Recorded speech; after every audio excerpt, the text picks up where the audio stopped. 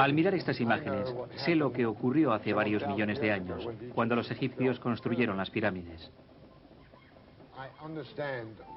Comprendo cómo consiguieron los mayas construir sus extraordinarias ciudades.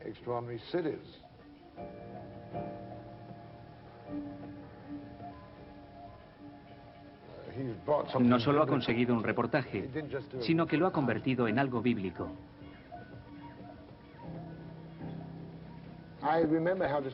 Recuerdo cómo nació este proyecto. Fue a visitarme a Nueva York. Una revista alemana llamada Geo le enviaba a Colombia y me dijo que iba a ir a ese país, pero había conseguido cambiar el billete de avión por otro para un viaje más largo. Y de ese modo pasar por Brasil, donde quería ir a fotografiar esta extraordinaria mina de oro que había en algún lugar de la selva y que iba a cerrar un año después. Quería estudiarla y asegurarse de que había buenas fotografías. No es que nadie la hubiera fotografiado. Varios fotógrafos habían ido a hacer reportajes sobre esta mina de oro sacando fotos en color, pero él quería tener algunas en blanco y negro. Y bajo mi punto de vista tenía razón, porque el contraluz agrega algo, te da una idea de los miles y miles de seres humanos que se ven forzados, por una u otra razón, a trabajar en un mundo muy diferente de aquel que estamos acostumbrados a ver.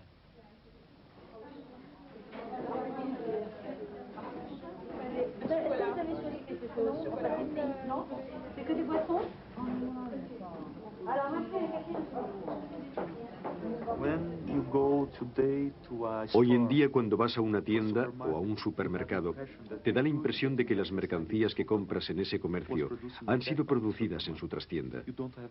No te haces una idea de cómo son las industrias, ni las plantaciones de donde salen los productos. No hablamos de ello casi nunca. Hablamos mucho sobre el sector servicios. Espero que mis fotografías sirvan para recordarnos que todavía existe una clase trabajadora y que no todo el mundo trabaja en el sector servicios.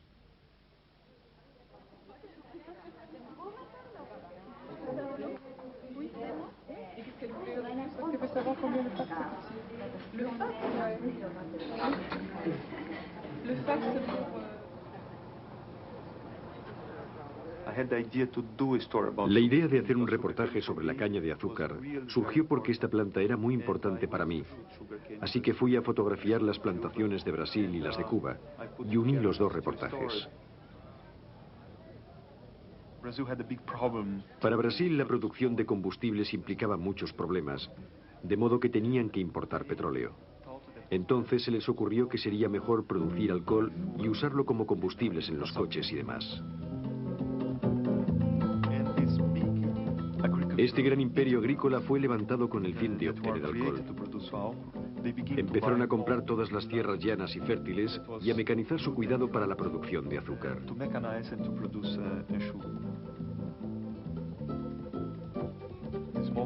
Las granjas pequeñas eran vendidas por grandes cantidades de dinero, pero la inflación en Brasil es tan elevada que los granjeros no supieron cómo invertir su dinero y lo perdieron en unos cuantos meses.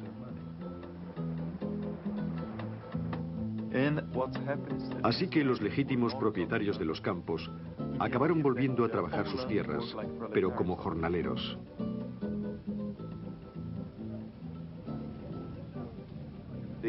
Se mudaron a los pueblos que existían cerca de las plantaciones y por la mañana las grandes compañías enviaban camiones a recogerlos.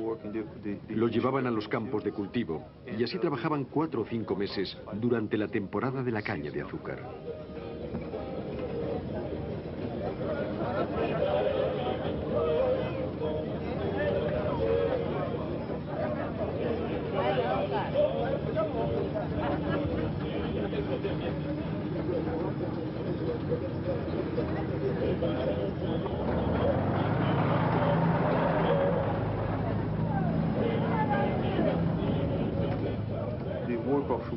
Los trabajadores de los campos de caña de azúcar brasileños se parecen mucho a sus homólogos de Cuba, en el modo de sonreír, sentarse y bromear entre ellos. Estas personas están separadas por una distancia de 10.000 kilómetros, además de por una barrera ideológica, porque sus ideas políticas son completamente distintas. En Cuba, a las personas que trabajan en la industria azucarera se les considera héroes nacionales, porque casi la totalidad del dinero que Cuba recibe por sus exportaciones proviene de la caña de azúcar, así que los labriegos están muy bien considerados, se les respeta mucho.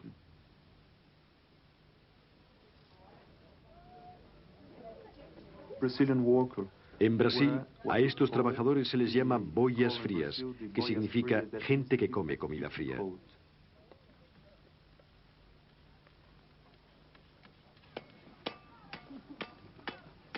La vida aquí es pura rutina.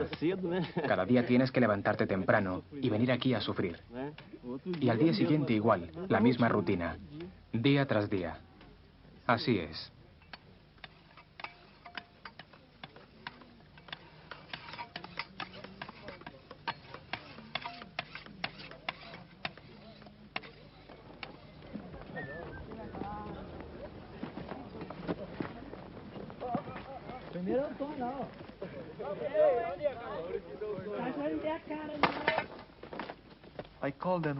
Los llamo guerreros porque para trabajar, para cortar la caña, llevan unos enormes cuchillos llamados machetes que parecen espadas. El modo en que se enfrentan a la caña de azúcar es verdaderamente una dura lucha. Es un trabajo muy difícil. Para cortar la caña de azúcar hay que mantener una posición específica. A veces te encuentras con serpientes y otras alimañas, otras veces te cortas. La tala de la caña de azúcar es algo muy violento y muy difícil.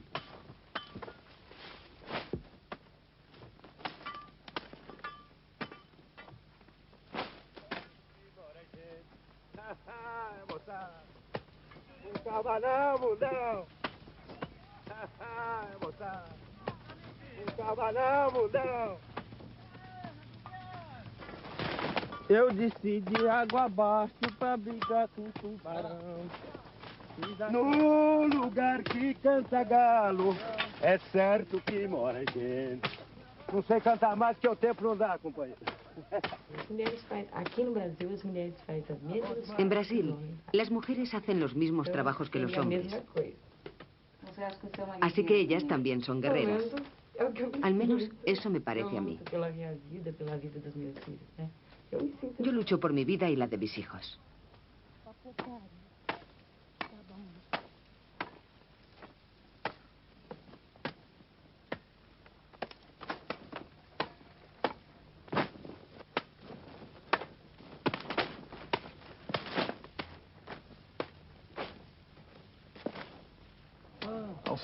El salario depende de cuánta caña seas capaz de cortar. Si no trabajas, no ganas nada. Así que todo depende de lo bueno que seas.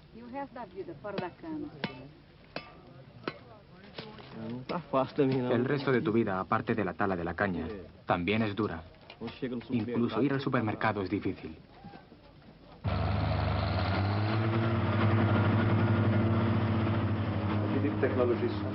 Creo que la tecnología es algo fantástico. O lo sería si se utilizara para ayudar a todo el mundo, y no solo para sacar beneficios para la minoría de la población.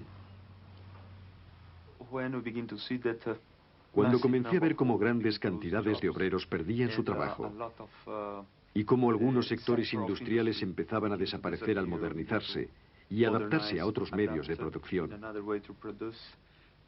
se me ocurrió que ya era hora de hacer un reportaje sobre esos grandes cambios que estaban teniendo lugar en todo el mundo.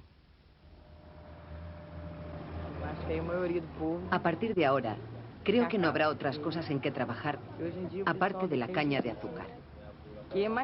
Creo que desecharán las máquinas y volverán a poner gente a hacer ese trabajo. Porque si no es así, todo el mundo se quedará en paro por culpa de las máquinas, ¿no? Creo que ese es el problema.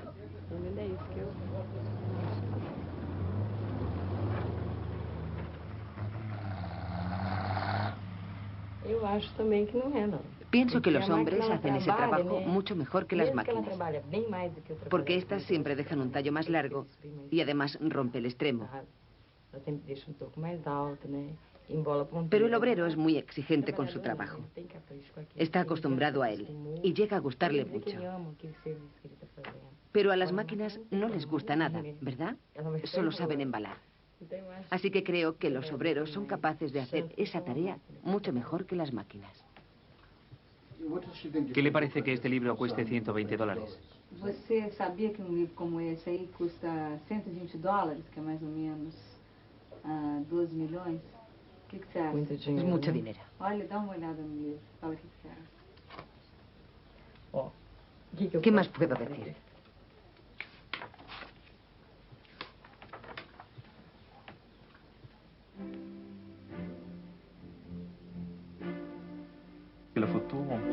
Al hacer una foto, tu cultura se impone. Saco fotos que representan el punto de vista de mi padre y mi madre, de mi pueblo de Brasil, de los amigos. Elijo las fotos por mi ideología. Nací cerca de un pueblo, en Minas Gerais. Se dice que todos los nativos de Minas Gerais llevan navaja y nacen en los alrededores de los pueblos. Yo nací cerca de un pueblo, de una aldea que tenía 200 habitantes y que quizás siga teniendo solo 200.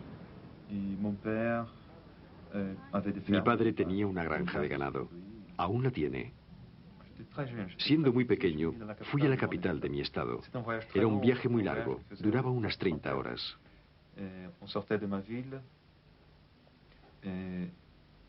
Salimos de la aldea por la tarde y pasamos toda la noche viajando en tren, porque los trenes no eran nada rápidos. Y pasamos, yo era muy pequeño, pero lo recuerdo, pasamos por una región llamada Valle de Oro, en el estado de Minas Gerais, que es uno de los mayores productores en mineral de hierro. Al lado de las enormes minas de hierro, había muchas fundiciones que me afectaron profundamente. De noche viajamos en un coche-cama, pero yo en lugar de dormir, me quedé mirando por la ventana este mundo dedicado a la producción, con sus increíbles llamas, con sus chimeneas despidiendo fuego. El tren pasaba muy cerca de las fundiciones y veía hombres por todas partes, y los hornos, y los ríos de magma. Me impresionó de forma increíble. Nunca me había imaginado al vivir en una pequeña aldea que había hombres que trabajaban en cosas tan importantes, tan grandiosas, casi religiosas.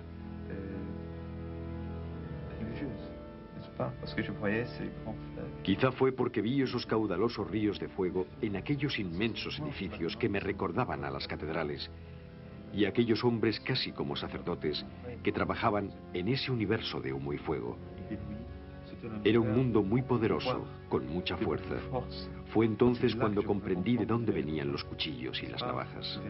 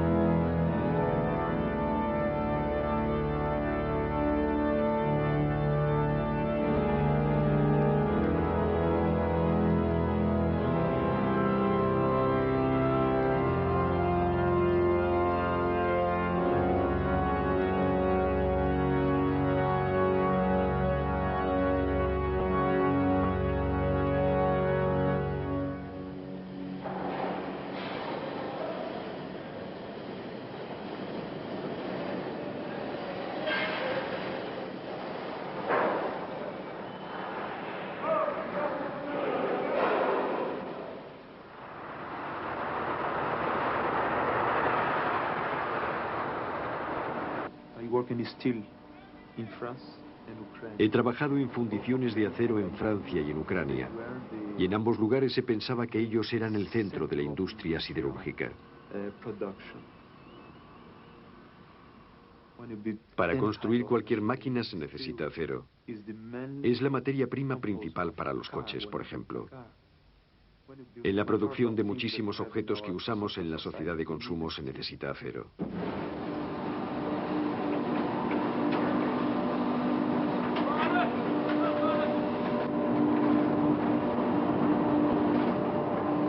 Se te calientan los pies, la cara y la espalda. Pasas mucho calor y además es peligroso.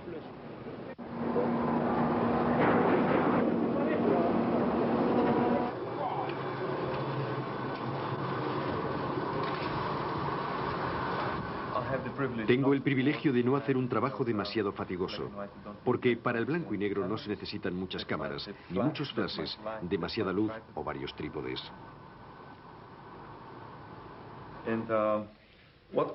Normalmente uso estas tres cámaras. La Reflex 28, la Leica M con un objetivo de 35 y otra Reflex Leica con un objetivo de 60 milímetros que es un macro. Siempre llevo otras lentes. Esta no la uso mucho, pero siempre la llevo. Es un zoom y cuando no puedo acercarme demasiado a mi objetivo, a veces la utilizo. Probablemente solo saco con ella un 2 o un 3% de mis fotos, pero siempre la llevo conmigo.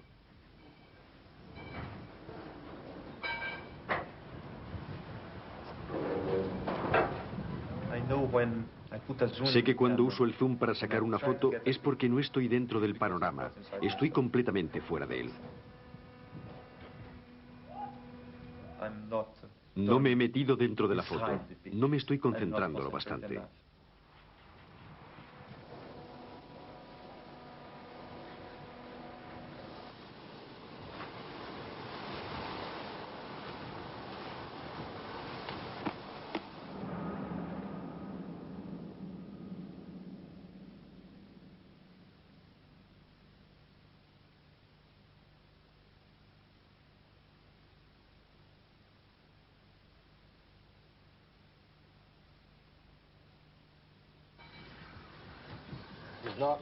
No es el tipo de persona que entra en un lugar, hace su trabajo y se marcha.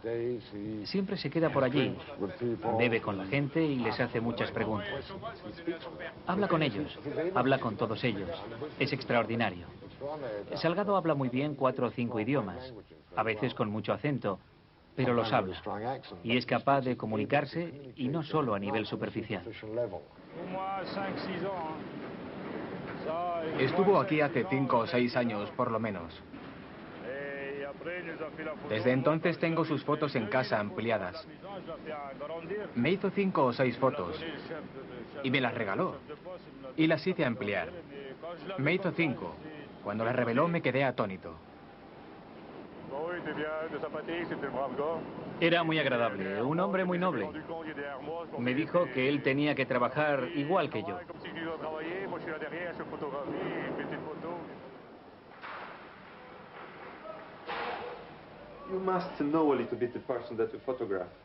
Tienes que saber algo acerca de la persona que vas a fotografiar para construir algo. Porque me parece que es muy difícil llegar y sacar buenas fotos, con fuerza, con mensaje, si llegas y te vas. Me ha costado unos 6 años acabar este proyecto. Y por supuesto he hecho muchos reportajes, algo más de 40. En hacer algunos tardé 4 semanas, en otros 4 meses. En ese tiempo, trabajando desde la aurora hasta la puesta del sol, se llega a tomar contacto con la gente que fotografías. Normalmente nunca hago posar a la gente para sacarles una foto. Creo que si les haces posar, al mirar el resultado de cerca, a quien se ve en la foto es al fotógrafo, no el objetivo, y creo que eso es peligroso.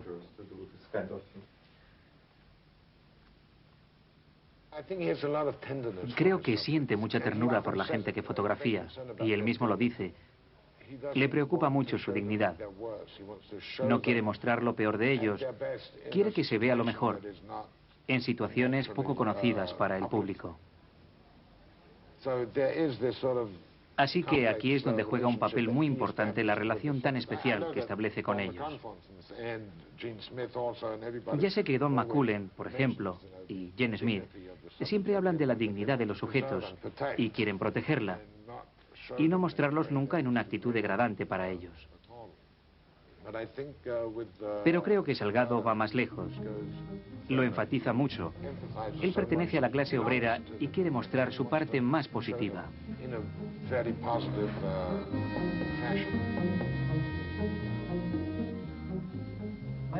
Creo que debes acercarte mucho, entrar en las fotos para comprenderlas, porque al final la mayoría de las fotos reflejan la persona que las tomó.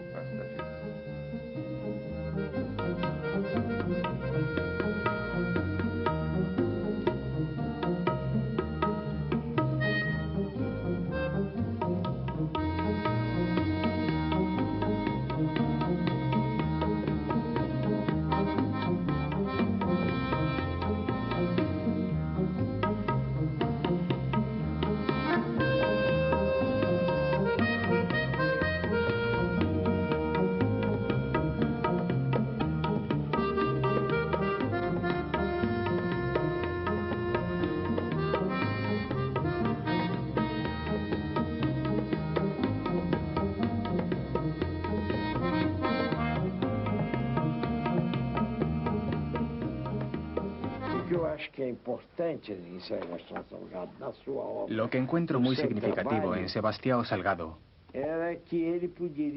es que podría haber ganado muchísimo dinero con su oficio si hubiera decidido fotografiar temas más fáciles. La moda o las modelos, la alta sociedad, fiestas, etc. Pero él no. Eso no le interesa en lo más mínimo. Su proyecto explica cómo se vive y se trabaja en otro mundo. El mundo de los obreros. Que trabajan en la producción y nunca obtienen lo que se merecen a cambio.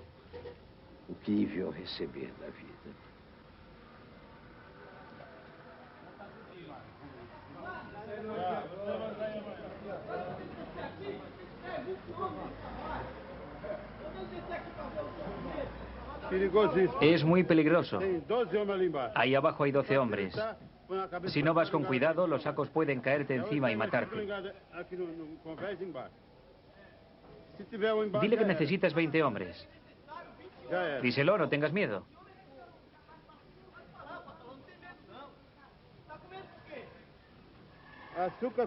El azúcar como este es lo peor.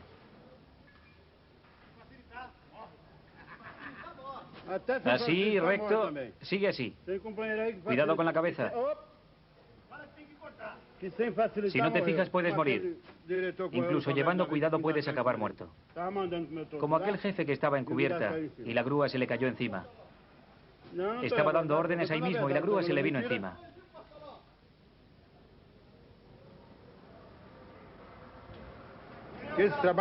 No estoy enfadado, solo digo la verdad. No podemos seguir así. Habría que mecanizar este trabajo. Deberían poner una máquina para cargar los sacos. No, las máquinas nos quitarían el pan de la boca. No, harían que nuestro trabajo se extendiera.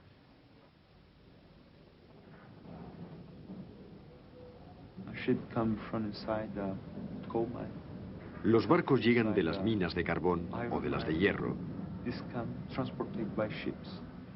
El carbón se transporta en barcos hasta las fundiciones de acero, donde ambos elementos se mezclan mediante el uso de grandes cantidades de energía.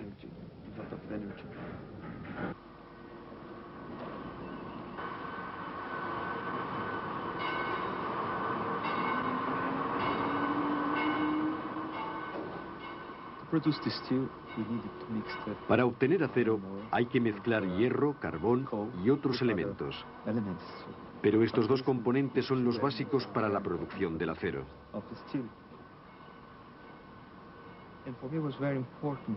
Para mí era muy importante volver a los lugares donde se obtienen estos dos productos. Por ejemplo, fui a visitar la mina de carbón en Dhanbad, en la India, porque produce el mejor carbón del mundo y además en ella trabajan unas 400.000 personas. Pero está siendo transformada por completo. Continuarán sacando carbón del modo tradicional, en minas subterráneas. Pero la mayor parte de la producción vendrá de explotaciones mineras a cielo abierto, lo que producirá un gran aumento del desempleo en esta zona, como ocurre en el mundo con las innovaciones. Y de este reportaje, ¿cuántas páginas de fotografías tienes?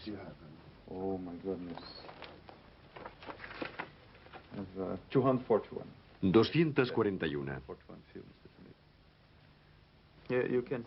Aquí, por ejemplo, en esta página, se ve el modo de aproximación que utilicé para esta parte del reportaje. Al principio, la gente cargando los camiones, preparándolos. El carbón se cargaba en estos camiones para llevarlo a la estación ferroviaria y desde ahí era transportado por tren hasta las industrias coquíferas y las plantas carboníferas. Después rodeé los camiones y desde ese momento empecé a ver a la gente y a retratarlos.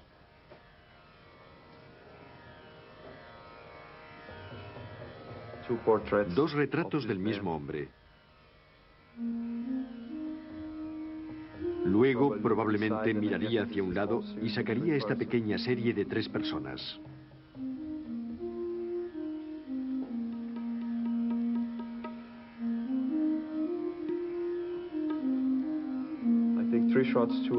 Saqué otras 3 fotos de esos hombres y 4 iguales.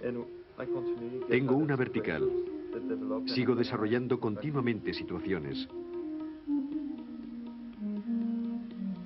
Y al fin, acabo la página. Y después lo edito. Revelo toda la página y elijo unas 7 imágenes para ampliar. Es una pequeña sorpresa. No todos están serios, porque hay una persona detrás que sonríe, sorprendido de entrar en la fotografía. Aquí está sonriendo, aquí también, aquí menos. Y aquí está más o menos serio. Así es como reaccionó ante mí cuando empecé a sacarle fotos. Su primera reacción fue sonreír y luego se fue poniendo serio. Lo importante es ser natural y no hacerles posar. Aquí tengo una pequeña serie en la que hay fotos que me gustan mucho. El final de un día en las minas. Después de este punto empezaron a marcharse. Y probablemente yo también dejé de trabajar, porque esto, con esta luz, es totalmente distinto. Es otro día de trabajo y probablemente lo dejé aquí. Tengo una secuencia de 8 imágenes.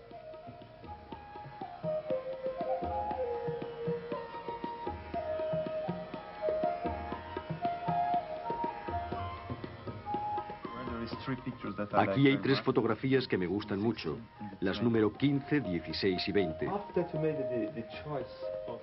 Tras elegir las que quieres, hay que meterse en el cuarto oscuro para revelarlas de nuevo.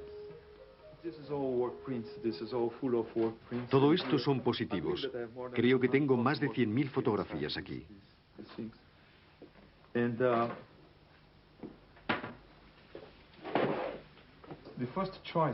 Mi primera elección fue una pequeña serie de esa misma situación. Del carrito alejándose de la mina al final del día, porque en la India todos los miembros de la familia trabajan en la mina y se traen un carrito con alimentos. La primera imagen que elegí fue esta, porque la luz es preciosa y la composición es bonita, además de contar una historia. Pero después de trabajar un poco más, nos dimos cuenta de que estas 2 fotografías tenían mucha fuerza. Para elegir cuáles irían en el libro, busqué 2 personas que me ayudaran en el cuarto oscuro. Además de Lelia y Jimmy Fox, Robert Del Pier y Michael Rand del London Sunday Times. Todos juntos estudiamos cada foto y llegamos a la conclusión de que estas 2 imágenes eran las que tenían más fuerza.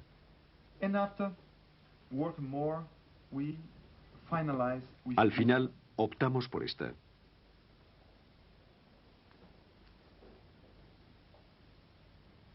¿Por qué elegisteis esta y no la otra? ¿Me lo puedes explicar? Pues, por ejemplo, por esto. Esta imagen tiene una doble interpretación. En ese momento, ese niño se volvió a mirarme y sonrió. Pero sonrió de un modo que a mí personalmente, cuando lo vi, me pareció muy provocativo. Parece un diablo más que otra cosa. Prefiero esta porque está mirando hacia adelante, caminando con un movimiento fantástico. Todas las piernas tienen ese movimiento. Nunca he reñido con Sebastião a la hora de la edición. A veces los fotógrafos se involucran emocionalmente con las fotos y quieren unas en especial. Yo siempre me pongo en el lugar de un japonés, que no conozco al fotógrafo, pero sí su fotografía. Y he comprado una revista y vuelvo las páginas esperando encontrar las mejores imágenes. Personalmente yo prefiero la otra, porque me hizo echarme un poco atrás y salía más gente en segundo plano. Al principio tu interés se centra obviamente en el niño. La foto te hace preguntarte cómo será el futuro de este niño dentro de 30 años, o habrá muerto de malnutrición, aunque no parece que esté mal alimentado. Quizá pronto hayan abolido este trabajo y el niño no tenga que venir más.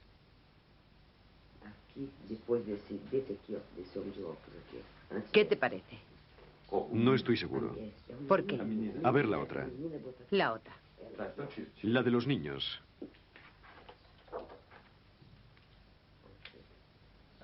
Ahí está bien.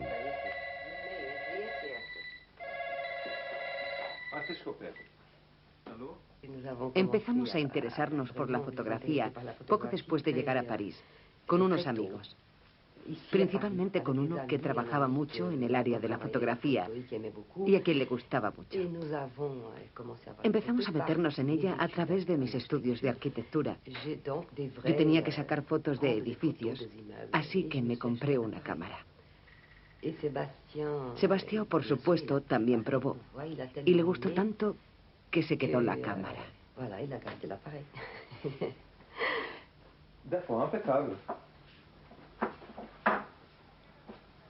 Écoute, il part à 8h05 de Paris.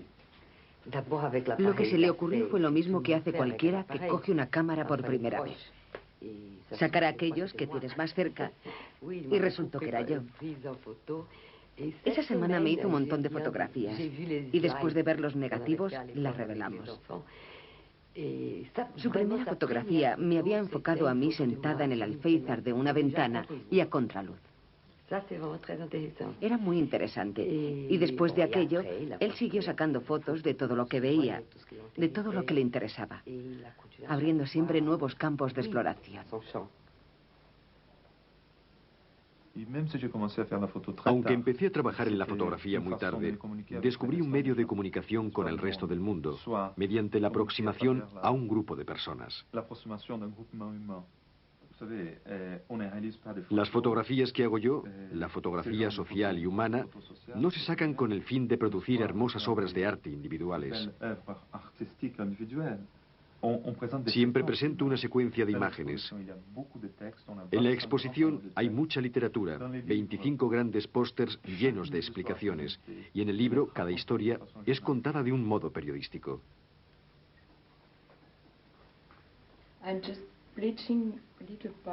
Estoy aclarando algunas partes para dar más luz a los pequeños detalles, como las caras y las florecitas de los vestidos. Después, tengo que volver a fijarlo para conservar la imagen.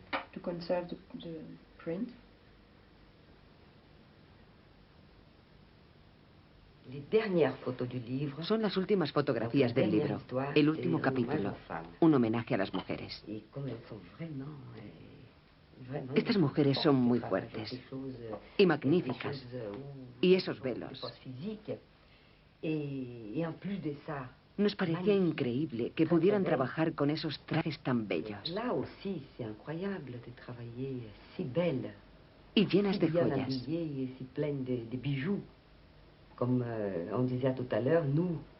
A nosotras nunca se nos ocurriría algo así. Es muy bella, una foto preciosa, con una composición perfecta. Podemos ver su movimiento y ella abarca todo el espacio. Llena todo el espacio con su movimiento. Si la cortas por aquí, no tienes nada. Es en la totalidad de la foto donde la ves inclinándose hacia adelante y necesita espacio para hacer ese movimiento. Y aquí tiene espacio. Estoy segura de que si fueran hombres los que llevaran esas tuberías, no las transportarían de ese modo. Esto tiene una lógica muy difícil de entender. Esta mujer de aquí se dirige hacia aquí y esta otra hacia allá. Y esta de aquí cruza por aquí.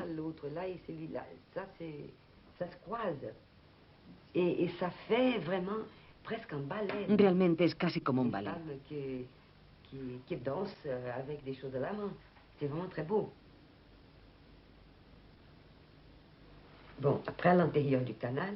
En el canal hay una imagen muy gráfica.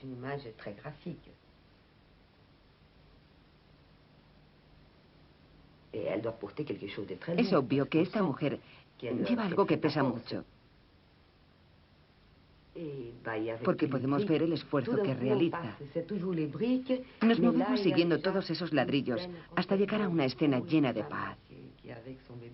Una mujer con su bebé.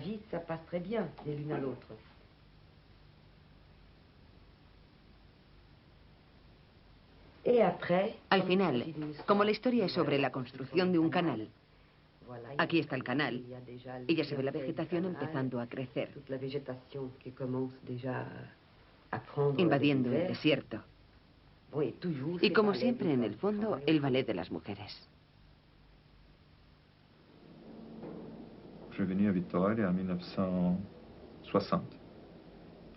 Llegué a Victoria en 1960 a realizar la segunda parte de mis estudios. Allí conocí a Lélia. Victoria es un puerto exportador de mineral de hierro y de otras muchas mercancías. Es un puerto abierto. Se ve llegar y zarpar los barcos. En este puerto llegué a conocer un gran número de barcos, porque esos barcos navegaban hasta los puertos de Europa y Japón, transportando mineral de hierro, café y otros productos. Eso me hizo tener una increíble noción del mundo, de la humanidad y de sus vínculos. Y esos vínculos no eran los productos, sino los barcos, que unían ciertos grupos de personas con otras civilizaciones que había en otra parte, y los marineros que iban y venían en estos barcos. Eso me provocó el deseo de viajar y hacerme una idea de cómo era el vasto mundo tan unido al fin, con piezas tan precisas que encajaban a la perfección en el funcionamiento lógico del planeta.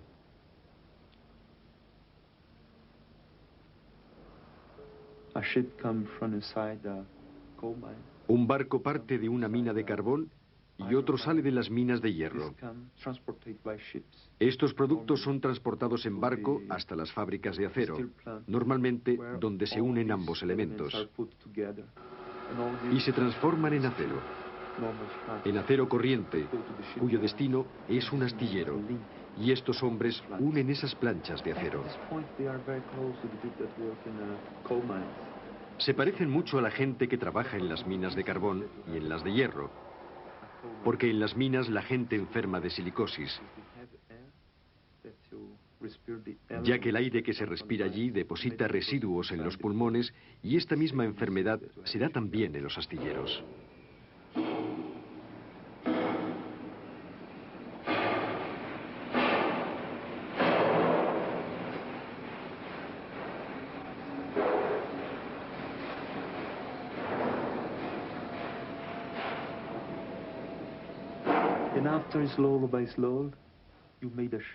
Entonces, poco a poco se construye un barco.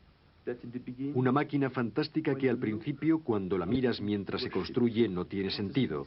Y te preguntas, ¿qué es esto? Es como algo sin forma. Después, miras los planos y parecen lógicos. Pero es algo tan inmenso, sus dimensiones son tan grandes que parece imposible construir algo parecido. Y poco a poco, esa increíble máquina va tomando forma. Y llega un día en el que se bota el barco, y ese día cuando flota en el agua se convierte en un barco de verdad.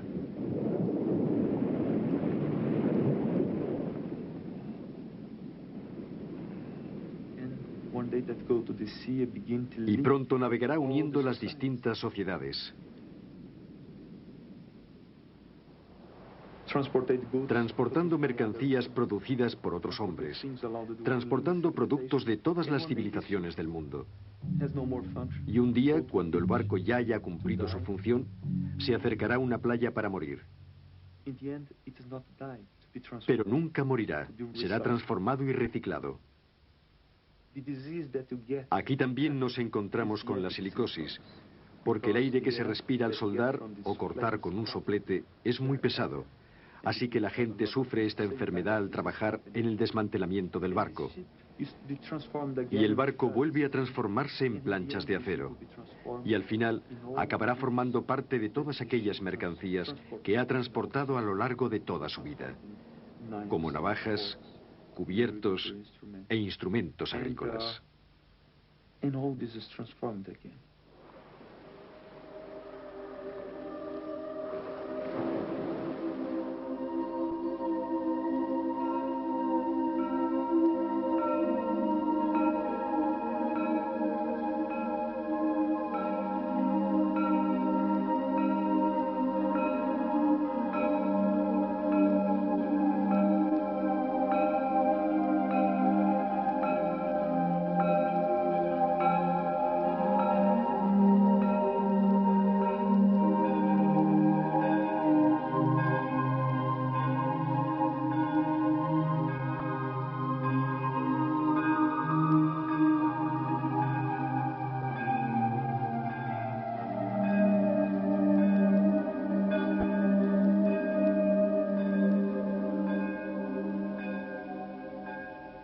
Quería provocar un debate sobre las condiciones de trabajo en el tercer mundo, porque estas personas trabajan mucho y no reciben el mínimo necesario para su supervivencia.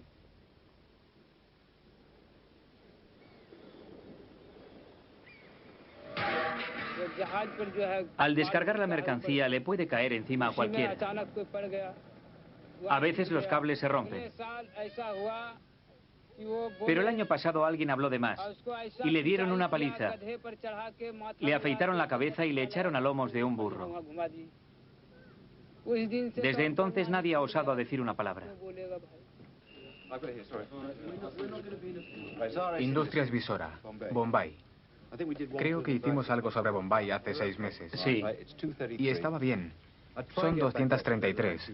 Estoy intentando sacar algunas a 240, aunque tenga que perder 200 o 300 dólares. La financiación de estas grandes inversiones en la modernización de nuestra sociedad sale del trabajo de todo el mundo, de toda la humanidad. Gran parte viene de la transferencia de los ingresos de un hemisferio al otro.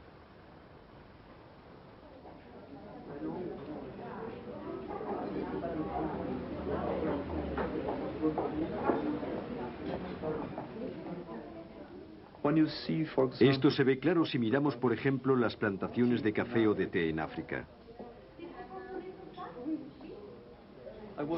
Yo hice un reportaje sobre una mina de azufre en Indonesia.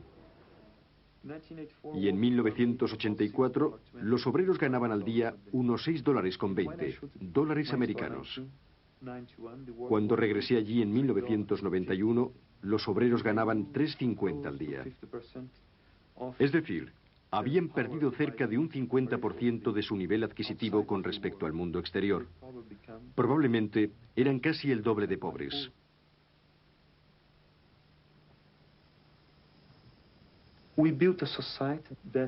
Hemos construido una sociedad que produce grandes cantidades de bienes de consumo, pero el número de consumidores se está reduciendo, porque en el tercer mundo no les pagamos lo bastante.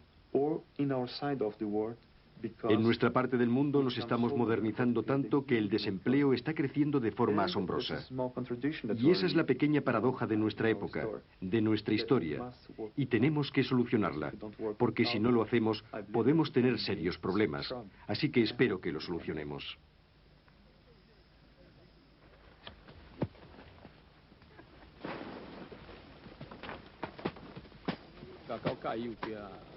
Antes de que el precio del cacao cayera en picado, hace 6 años, se ganaban de 3.500 a 4.000 dólares.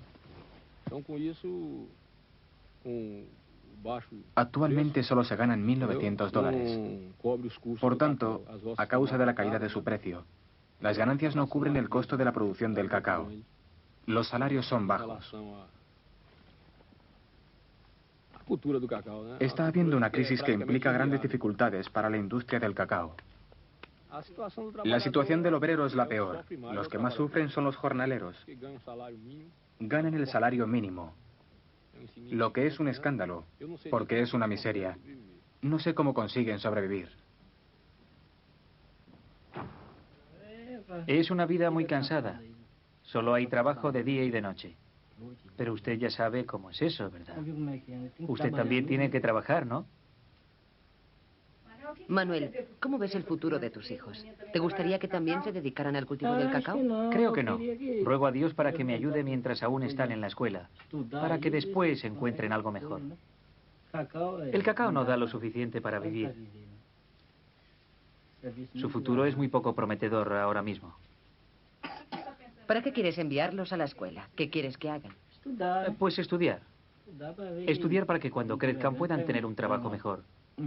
Yo sigo aquí porque ya me he acostumbrado a ello. Y me gusta trabajar con el cacao. ¿Y vosotros coméis chocolate o no? Es difícil poder comprar un poco de chocolate.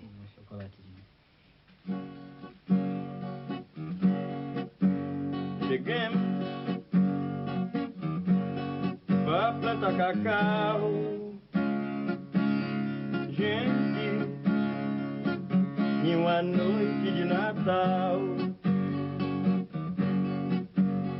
Veja enquanto a vida no sul é boa,